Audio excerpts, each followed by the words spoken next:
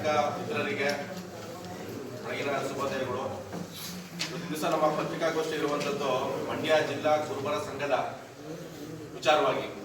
ಜೊತೆಗೆ ಮೊದಲನೇದಾಗಿ ನಿಮಗೆ ಏನು ಹೇಳಲಿಕ್ಕೆ ಇಷ್ಟಪಡ್ತೀನಿ ಅಂತಂದ್ರೆ, ಇವತ್ತಿನ ದಿವಸ ನಮ್ಮ ಧೀಮಂತ ನಾಯಕರು, ಅಹಿಂದ ವರ್ಗದ ನಾಯಕರು, ಈ ರಾಜ್ಯದ ಮುಖ್ಯಮಂತ್ರಿ ಆದಂಥ ಸಿದ್ದರಾಮಯ್ಯ ಸಾಹೇಬರು, ದೇವರಾಜ ಅರಸು ಅವರು ನಂತರ ಅತಿ ಹೆಚ್ಚು ಅವಧಿ CM ಆದಂಥದ್ದು ಇವತ್ತಿಗೆ ಅವರದೇ ಮೊದಲನೇ ಸ್ಥಾನ ಆಗ್ತಾ ಇದೆ. ಮೊದಲನೇದಾಗಿ ಅವರಿಗೆ ಸಿದ್ದರಾಮಯ್ಯ ಸಾಹೇಬರು ಮುಂದಿನ ದಿನಗಳಲ್ಲಿ ಇನ್ನೂ ಹೆಚ್ಚಿನ ರೀತಿ ನಮ್ಮ ನಾಡಿನಲ್ಲಿ ಇನ್ನು ಈ ಏನೇನು ಸಮಾಜಮುಖಿ ಕೆಲಸಗಳು ಮಾಡ್ತಾ ಇದ್ರು ಅದೇ ತರ ಇನ್ನೂ ಮುಂದಿನ ದಿನಗಳಲ್ಲಿ ಪ್ರಧಾನಮಂತ್ರಿ ಆಗಲಿ ಅಂತೇಳಿ ನಮ್ಮೆಲ್ಲರ ಕುರುಬ ಸಮುದಾಯದರ ಮುಖಾಂತರ ನಾನು ಶುಭಾಶಯ ಸಿದ್ದರಾಮಯ್ಯ ಸಾಹೇಬರಿಗೆ ಕೋರ್ಕೋತಾ ಇದ್ದೀನಿ.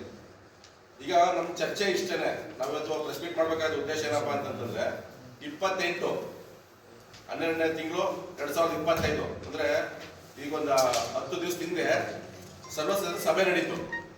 ಸಭೆಯಲ್ಲಿ ಎಲ್ಲಾನು ಆರಾಮಾಗಿ 1ರಿಂದ 7ನೇ ಸಬ್ಜೆಕ್ಟ್ ಗಂಟ ಪ್ರತಿಯೊಂದಕ್ಕೂ ಸಹ ಅವ್ರು ಏನೇನು ಕೇಳ್ತಾ ಇದ್ರು, ಸಣ್ಣ ಪುಟ್ಟ ಗೊಂದಲ ಇತ್ತು, ಅದೇನೋ ಅಲ್ಲೇನೆ ನಾವು ಸ್ವಲ್ಪ ಸಮಾಧಾನ ಮಾಡಿ ಏನಪ್ಪ ಆಯ್ತು ಎಲ್ಲಾನು ಹೇಳ್ತಾರೆ. ನಾವು ಒಂದು ನಿರ್ದೇಶಕ ಅಲ್ಲಿಗೆ ಮಂಡ್ಯ ಜಿಲ್ಲಾ ಕುರುಬ ಸಂಘದ ನಿರ್ದೇಶಕ ಸಾತ್ನೂರ್ ಮಹೇಶ್ ಅಂತೇಳಿ ನಾನು ನಿರ್ದೇಶಕ ಆಯ್ತಿರಪ್ಪ ಅಂತ ನಾವೆಲ್ಲ ಸಮಾಧಾನವಾಗಿ ಹೇಳ್ತಾ ಇದ್ದೋ.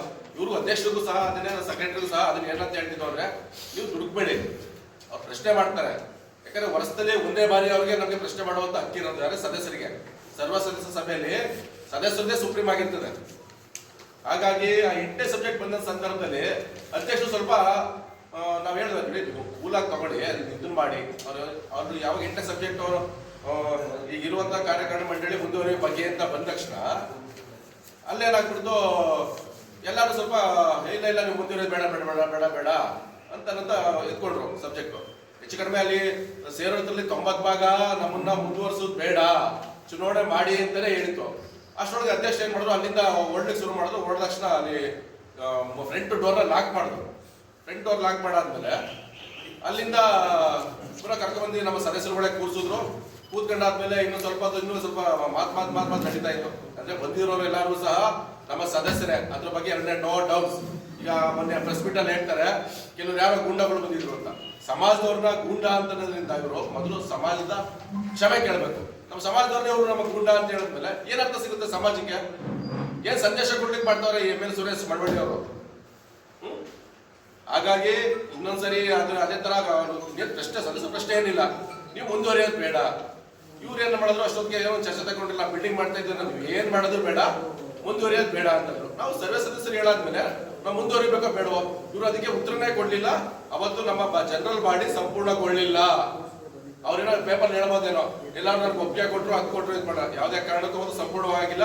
ಅದಕ್ಕೆ ತಕ್ಕಂತ ದಾಖಲಾತಿನ ನಾವು DA ಅವರಿಗೆ ನಾವು ಸಬ್ಮಿಟ್ ಮಾಡ್ತೀವಿ. ನಮ್ಮ ಹತ್ರ ದಾಖಲಾತಿ ಇದೆ.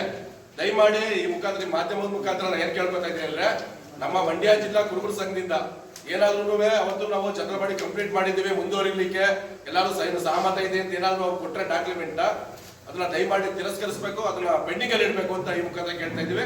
ಅವತ್ತು ನಮಗೆ ಜನರಲ್ ಬಾಡಿ ಸಂಪೂರ್ಣವಾಗಿಲ್ಲ.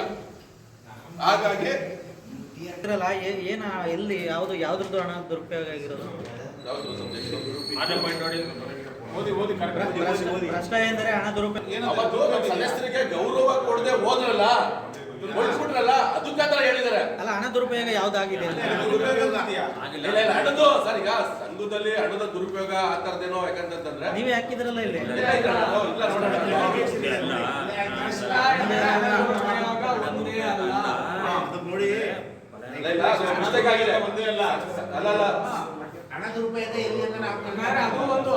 ಅದು ಒಂದು ಅಂತ ಲೆಕ್ಕ ಅಲ್ವಾ ನೀವು ಹಾಕಿರೋದು? ಅದು ಒಂದೇ ಅಲ್ಲ, ಹಣ ದುರುಪಯೋಗ ಆಗಿಲ್ಲ. ನೀವೇ ಹಾಕಿರೋದು. ಅವರು ಫಲ ಇದೆ ಅದಲ್ಲ, ಅಲ್ಲ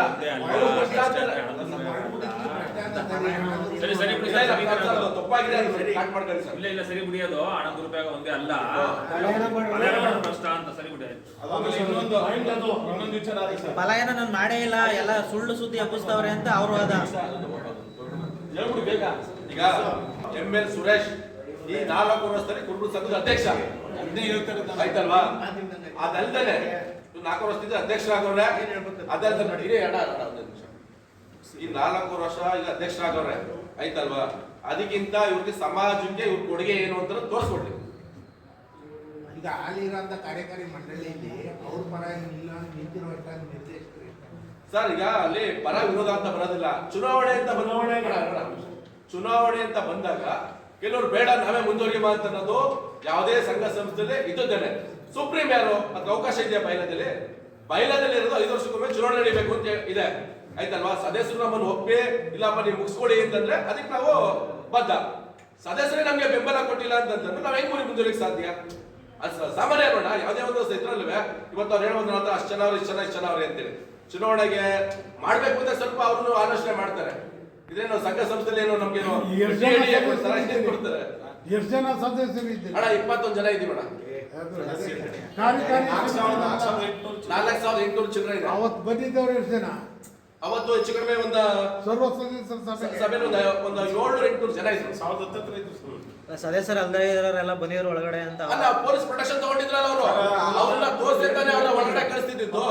ನಮ್ಮ ಇತಿಹಾಸದಲ್ಲಿ, ನಮ್ಮ ಮಂಡ್ಯ ಜಿಲ್ಲಾ ಕುರುಬರ ಸಂಘದ ಇತಿಹಾಸದಲ್ಲಿ ಪೊಲೀಸ್ನವ್ರು ಇಟ್ಕೊಂಡು ಜನರಲ್ ಬಾಡಿ ಮಾಡುವಂತ ಪರಿಸ್ಥಿತಿ ಕ್ರಿಯೇಟ್ ಮಾಡಿದ್ದು ನಮ್ಮ ಅಧ್ಯಕ್ಷ ಸುರೇಶ್. ಟೈಮ್ ಮುಗ್ದೋಗಿದ್ಯಾ?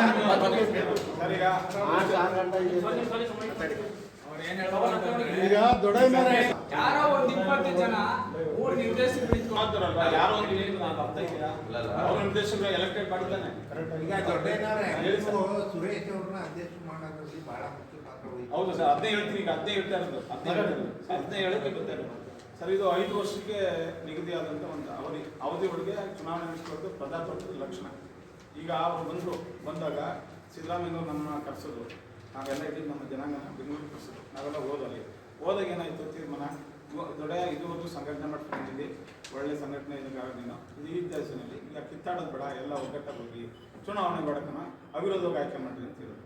ಅವಿರೋಧವಾಗಿ ಆಯ್ಕೆಗೆ ಪ್ರಯತ್ನ ಪಟ್ಟು ನಾವು ಕೆಲವು ಕಡೆ ಎಲ್ಲ ಆಯಿತು, ಕೆಲವು ಕಡೆ ಚುನಾವಣೆ ಆಯಿತು. ಈಗ ಇದೇ ಸುರೇಶ ಬಂದರು, ನಾನು ಹಿಂಗೆ ಕಣ ನಾನು ಬಂದಿದ್ದೀನಿ ಹೊಸದಾಗಿ ಏನೋ ಸೇವೆ ಮಾಡಬೇಕು ಅಂತ ಅವಿರೋಧವಾಗಿ ಆಯ್ಕೆ ಹೋಗಿ ನೀವು ಸಾಕಾಗಬೇಕು ಅಂತ ನಾನು ಹೋಗಿ ನನ್ನದೇ ಆದ ಜನ ಕರ್ಕೊಂಡು ಹೋಗಿ ಮಳವಳ್ಳಿಗೆ ವಾಪಸ್ ತೆಗಿಸ್ತೇನೆ. ಅವನಿಂದ ಅವಿರೋಧ ಆಯ್ಕೆ ಆಗಬೇಕು, ನಾನು ಕಾರಣ.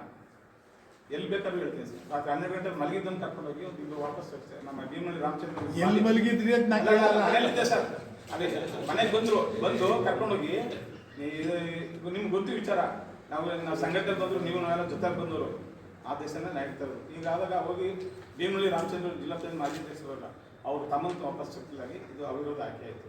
ಆಯ್ಕೆ ಆದಮೇಲೆ ಇದು ಪದಾಧಿಕಾರಿ ಆಯ್ಕೆ ವಿಚಾರದಲ್ಲಿ ಸಿದ್ದರಾಮಯ್ಯವರು ಕರೆಸಿದ್ರು. ಏನಂತ ತೀರ್ಮಾನ ಮಾಡಬೇಕು, ಒಗ್ಗಟ್ಟಾಗಿ ಚುನಾವಣೆ ಬೇಡ ಅಂತ. ಅದರಂತೆ ನಾವು ಯಾರೂ ಅರ್ಜಿ ಹಾಕಿಲ್ಲ ಸರ್. ರಾಜಕಾರಣ ಶುರು ಮಾಡಿದ್ದೆ ಇವರು ಅಂತ ಹೇಳೋದು, ರಾಜಕಾರಣ ಶುರು ಮಾಡಿದ್ದೆ. ನಿಮ್ಮದಕ್ಕೆ ಬರ್ತದೆ ವಿಚಾರ. ಸಿದ್ದರಾಮಯ್ಯ ಹೇಳೋದ್ಮೇಲೆ ಇವರು ನಾವು ಅವಿರೋಧ ಆಯ್ಕೆ ಆಗಿದ್ಮೇಲೆ ಸುಮ್ಮನೆ ಆಗ್ಬೋದು. ನಾವು ದೊಡ್ಡವರು ಹೇಳಿದ್ಮೇಲೆ ಸಿದ್ದರಾಮಯ್ಯವರು ನಮಗೆ ಕಳಸ ಇದ್ದಾರೆ ಸಮಾಜಕ್ಕೆ. ಇವತ್ತೇನಾಗಿದೆ, ಅವರ ಆಡಳಿತನ ಇಡೀ ಜನ ಒಪ್ಪವ್ರೆ, ನಮಗೆ ಲೀಡರ್ ಅವರೇ, ಅವ್ರ ಮಾತು ನಾವು ಬೆಲೆ ಕೊಡೋದಿಲ್ಲ. ಆದ್ರೆ ನಾವು ಆ ದೇಶದಿಂದ ಆಯ್ತು ಅಂದ್ಬಿಟ್ಟು ನಾವು ಅಪ್ಲಿಕೇಶನ್ ಹಾಕಿಲ್ಲ ಸರ್ ಪದಾಧಿಕಾರಿಗಳು. ಆದರೂ ಇವರು ರೆಸಾರ್ಟ್ ಕರ್ಕೊಂಡು ಮಾಡ್ಕೊಂಡ್ಬಂದ್ರು ಯಾರು ಅರ್ಜಿನೇ ಹಾಕಿಲ್ವಲ್ಲ, ಅವಿರೋಧಕ್ಕೆ ಇದು ಪದಾಧಿಕಾರಿ ಹಾಕಿ. ಅವತ್ತೇನಂದ್ರು ಶಿವಣ್ಣನ ಮತ್ತೆ ದಪ್ಪ ಶಿವನಿಗೆ ನೋಡಪ್ಪ 2 ವರ್ಷ ನೀವು, ಆಮೇಲೆ ಇನ್ನೊಬ್ರಿಗೆ ಅವಕಾಶ ಕೊಡ್ಬೇಕು ಅಂತ ಇದಾಗಿತ್ತು, ವಾಗ್ದಾನ ಆಗಿತ್ತು. ಅದನ್ನ ಇವರೇ ಧಿಕ್ಕರಿಸಿ ಮುಂದುವರೆದು ಈವರೆಗೂ 2 ವರ್ಷ ಆದ್ಮೇಲೆ ಯಾರು ನಿಮ್ಮಲ್ಲೇ ಮಾಡ್ಕೊಳ್ಳಿ, ಪದಾಧಿಕಾರನ ಬದಲಾವಣೆ ಮಾಡ್ಕೊಳ್ಳಿ ಅಂತ ಸಿದ್ದರಾಮಯ್ಯನವರು ಹೇಳಿದ್ರು. ಆಮೇಲೆ ಇನ್ನು ದೊಡ್ಡ ಗ್ರೂಪ್ನವ್ರಿಗೂ ಅವಕಾಶ ಕೊಡಿತ್ತೆ ಸಾಹೇಬ್ ಹೇಳಿದ್ರು. ಸಾಹೇಬ್ ನಾನು ಹೋದಾಗ ಏನು ನಿನ್ನ ಗ್ರೂಪ್ನವ್ರಿಗೆ ಎಷ್ಟು ಜನ ಕೊಟ್ಟರು ಅಂತ ಕೇಳಿದ್ರು. ಒಬ್ರಿಗೂ ಕೊಟ್ಟಿಲ್ಲ ಸರ್, ಎಲ್ಲ ಅವರವರು ಮಾಡ್ಕೊಂಡು ಇಲ್ಲಿ ಬಿಡು, ಇನ್ನು 2 ವರ್ಷ ಇಲ್ಲಿ ಆಮೇಲೆ ಬಿಟ್ಟು ಮಾಡ್ಕೊಳ್ಳ ಅಂತ. ಇವರು ವಾಗ್ದಾನ ತಪ್ಪುದಿಲ್ಲ. 2 ವರ್ಷ ಬೇರೆಯವ್ರು ಕೊಡ್ಬೇಕಾಯ್ತು, ಅವಕಾಶ ಕೊಡಲೇ ಇಲ್ಲ, ಬಂದರು ಇರಲಿ. ಈಗೇನೋ 4-5 ವರ್ಷ ಇವರು ಇದ್ರು. ಈಗ ಜನರಲ್ ಬಾಡಿನಲ್ಲಿ ಈ ಸಬ್ಜೆಕ್ಟ್ ಅಂದರು ಮುಂದುವರ್ಸಕ್ಕೆ ಅವಕಾಶ ಕೊಡಿದ್ದು ಜನರಲ್ ಬಾಡಿ. ಇವ್ರದ್ದು ಯಾರು ಗುಂಪು ಕಟ್ಕೊಂಡು ಜೈ ಅನ್ಸ್ಕೊಂಡು ರೆಸಲ್ಯೂಷನ್ ಪಾಸ್ ಮಾಡ್ಕೊಡೋಣ ಅಂತ ಇವ್ರು ರೆಡಿ ಆಗಿತ್ತು. ಜನ ರುಚಿದ್ರು ಇವ್ರಿಗೆ, ಇವ್ರನ್ನ ಆಡಳಿತನ ಯಾರು ಒಪ್ಪಿಲ್ಲ, ಇವ್ರು ನಂಬಿಕೆ ಹೊರಲ್ಲೂ ಅಲ್ಲ, ಮುಂದುವರಿಕೆ ಇವ್ರಿಗೆ ಅವಕಾಶ ಇಲ್ಲ. ಜನ ಯಾವಾಗ ಉತ್ತರ ಕೊಡದೇನೆ ಹೊರಗಡೆ ಉಂಟು. ಇದಕ್ಕೆ ಏನವ್ರ ಭಯ ಏನು ಅಂತಂದರೆ, ಈ ಸ್ವಲ್ಪ ರುಚಿದ್ದಾರೆ ಜನ ಅಂತ ಪೊಲೀಸ್ ಕಸ್ಟಡಿಲಿ ಅವರು ಇದು ಜನರಲ್ ಬಾಡಿ ಮಾಡೋದು. ಇತಿಹಾಸದಲ್ಲಿ ನಾವು ಪೊಲೀಸ್ ಸೆಕ್ಷನಲ್ಲಿ ಯಾವತ್ತೂ ಮಾಡಿರಲಿಲ್ಲ ಸರ್. ಆಮೇಲೆ ನಾವು ಸಂಘಟನೆ ಉಳಿಸ್ಕೊಂಡು ಬಂದಿದ್ವಿ, ಯಾವುದೇ ಥರಲ್ಲೂ ಎಲ್ಲ ಒಗ್ಗಟ್ಟಾಗಿ ಬಂದು ಇದುವರೆಗೂ ನಾವು ಚೆನ್ನದೇನವರು ಅಣ್ಣಯ್ಯನವರು ಎಲ್ಲ ಇದ್ದಾಗ ಯಾವುದೇ ಅವಿರೋಧವಾಗಿ ಒಂದು ಒಗ್ಗಟ್ಟು ಪ್ರದರ್ಶನ ಮಾಡ್ಕೊಂಡು ಬಂದಿದ್ವಿ. ಇದು ಇಡೀ ರಾಜ್ಯದಲ್ಲಿ ನಮ್ಮ ಮಂಡ್ಯ ಜಿಲ್ಲೆ ಒಂದು ಒಗ್ಗಟ್ಟು ಪ್ರದರ್ಶನ ಮಾಡ್ಕೊಂಡು ಬಂದಿದ್ದು. ಈ ಚುನಾವಣೆಯಿಂದ ಇರ್ಬೇಕಾದ್ರೆ ಸುಮ್ಮನೆ ನಡೀತು 1-2 ಕಡೆ ಅಷ್ಟೇ. ಇವ್ರೇನು ಚುನಾವಣೆ ನಡೆಸ್ತಾರೋ ನಾವು ನಾಗರಾಜ್ ಅದು ಹೊಸ ಬಂದಾಗ ಆಗ. ಆಮೇಲೆ ಇಷ್ಟೆಲ್ಲ ಇದ್ದಾಗ ನಾವು ಜನರು ವೈದ್ಯರು ಇದು ಕಲ್ಪಭವನ ಆಗೋಗಿತ್ತು. ಆದಮೇಲೆ ಗೆಸ್ಟ್ ಹೌಸು ಮತ್ತು ದೇವಸ್ಥಾನ ಮುಕ್ಕಾಲು ಭಾಗ ಆಗಿತ್ತು.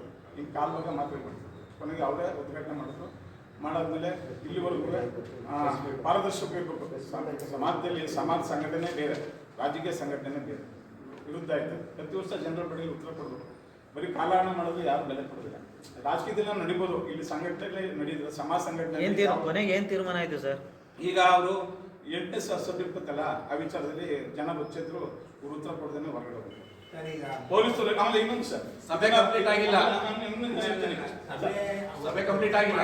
ಪ್ರೆಸ್ ಮೀಟ್ ಮಾಡಾದ್ಮೇಲೆ ಟೀಮ್ ಏನೋ ಕರೆದವ್ರೆ ಅಂದ್ಬಿಟ್ಟು ಒಂದು ಟೀಮ್ ಹೋಯ್ತು. ಅದೇ ಆಮೇಲೆ ಹೇಳ್ತೀನಿ ಸರ್, ಅದನ್ನೂ ಹೇಳ್ತೀನಿ. ಇದಾದ್ಮೇಲೆ ಈಗ ನಾನು ಕಷ್ಟ ಸೇಮ್ ಸುಮ್ಮನೆ ಏಕೈಕಿ ಸಾಹೇಬ್ರೆ ಅದೇ ಅಷ್ಟು ದುಡ್ಡಕ್ಕೆ ಹೋಗಲ್ಲ.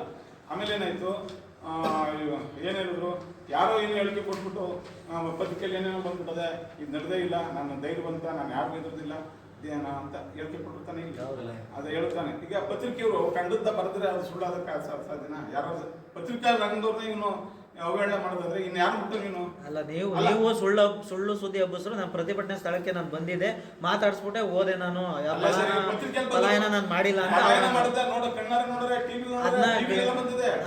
ಕೆಲವರು ಊಟಕ್ಕಾಗ ಇದ್ದುಂಟು ಪತ್ರಿಕೆಯವ್ರಿಗೆ ಸುಳ್ಳು ಸುದ್ದಿ ಹಬ್ಬಿಸ್ರು ಅಂತ ಅವ್ರು ಹೇಳ್ತಾ ಇರೋದು. ನಾನು ಒಳಗಡೆ ಬಾಗಿಲು ಹಾಕೊಂಡು ಊಟ ಮಾಡ್ತಿದ್ದೆ ಅಂತ ಹೇಳೋದು. ಸರ್ ಮೀಟಿಂಗ್ ಮುಗಿಸ್ಬಿಟ್ಟಾಗ ಊಟನೇ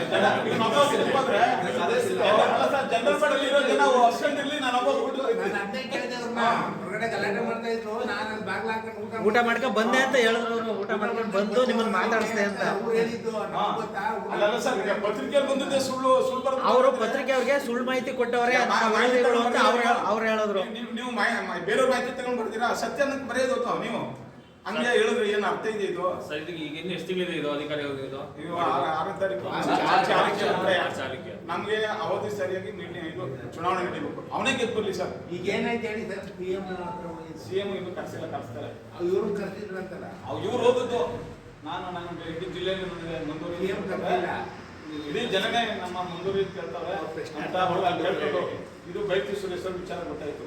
ಅವರು ಅಲ್ಲಿ ಅವ್ರಿಗೆ ಏನು ಮೋಕ್ಷ ಮಾಡ್ಬೇಕು, ಅವ್ರಿಗೆ ಚಿಮ್ಮರಿ ಹಾಕ್ತಾರೆ ಸರ್. ಈಗ ನಮ್ಮನ್ನು ಕರೆಸ್ತಾರೆ ಸಾಹೇಬ್ರ. ಸುಮಾರು ಯಾಕೆ ಕಳ್ಸವ್ರ? ಅವ್ರಿಗೆ ಚೀಮಾರಿ ಹಾಕಿ ಕಳ್ಸವ್ರ. ಅದು ಬಂದಿದೆ, ಈಗ ನ್ಯೂಸಲ್ಲೆಲ್ಲ ಬಂದಿದೆ. ಈಗ ಇಲ್ಲಿ CM ಮನೇಲಿ ಆವರಣದಲ್ಲೇ ನಡೀಲಿ ಅಂತ ರಾಮಚಂದ್ರಪ್ಪನವರು ನಮ್ಮ ಕನಕಭವನ ಅವರು ಭಾರಿ ಶ್ರಮ ಇದೆ. ಅವ್ರನ್ನ